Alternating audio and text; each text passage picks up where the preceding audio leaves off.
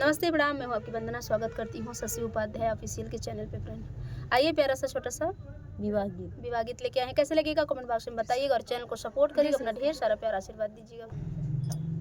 यहीं पर गंगा रे वहीं पर यमुना, अरे बिचवा में बलुआ के रे तरे ललनवा, अरे बिचवा में बलुआ के रे तरे ललनवा।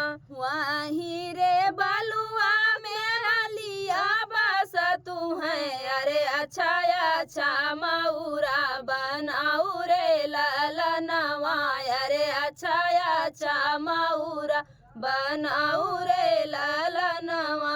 ऊ मऊरा पहिनाई दुल्हे कवने रामा, बांधी के चले नी ससुरार रे ललनवा, अरे बांधी के चले नी ससुरार रे ललनवा। ससुरु कहनी बेटा छोटा जिली दुआरिया, अरे अरु झली माऊरवा के घोपरे ललनवा, अरे अरु झल माऊरवा के घोपरे ललनवा।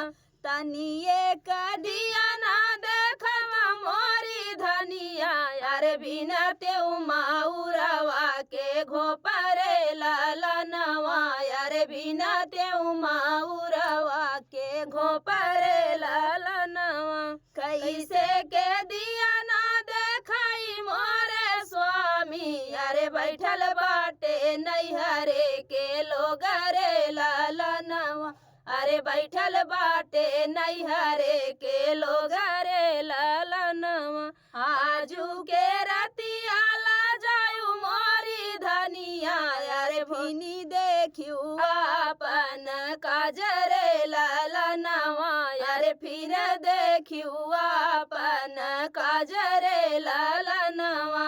तोहरे ही संगे प्रभु जोगी नाही बनबै, अरे जानब माई और बाप रे ललनवा, अरे जानब माई और बाप रे ललनवा। ससुरु के धियावा मैं जाऊ के पे छोड़बै, अरे एही मऊरे दूसर बियाह